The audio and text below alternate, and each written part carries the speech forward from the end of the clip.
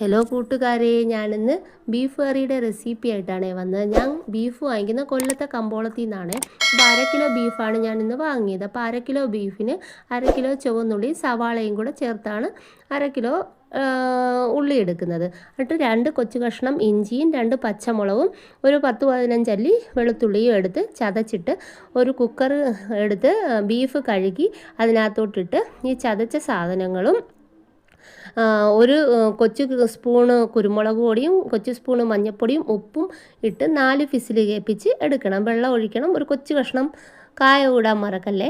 എന്നിട്ട് ഞാൻ വേറൊരു പാത്രത്തിനകത്ത് എണ്ണ ഒഴിച്ച് ആദ്യം തേങ്ങാക്കൊത്ത് മൂപ്പിച്ച് പിന്നീട് കൊച്ചുള്ളിയും സവാളയും കൂടി ഇരിക്കുന്നത് മൂപ്പിച്ച് അതിനകത്ത് തക്കാളിയും കൂടി ഇട്ട് എന്നിട്ട് ഒരു വലിയൊരു സ്പൂൺ ചില്ലി പൗഡർ ഇട്ട് പിന്നെ മല്ലിപ്പൊടി ഇട്ട് അതിന് ശേഷം ഞാൻ നല്ലതുപോലെ അങ്ങ് മൂപ്പിച്ചിട്ട് ഞാൻ എന്തോ ചെയ്ത് അപ്പോഴത്തേക്കും കുക്കറും തുറന്ന് അതിനകത്തോട്ട് തട്ടി അതിനകത്ത് പിന്നെ മസാലപ്പൊടിയും കറിവേപ്പിലയും ഇട്ട് ഞാൻ നല്ലതുപോലെ അങ്ങ് അടിച്ച് 4 വിസിൽ കേൾപ്പിച്ച് എന്നിട്ട് പിന്നീട് കടുവറുത്ത് തട്ടി. ഇത്രയേ ഉള്ളൂ ഞങ്ങളുടെ വീഡിയോ. അപ്പോൾ ഞങ്ങളുടെ ചാനൽ സബ്സ്ക്രൈബ് ചെയ്യണം, ലൈക്ക് ചെയ്യണം, ഷെയർ ചെയ്യണം. ബൈ.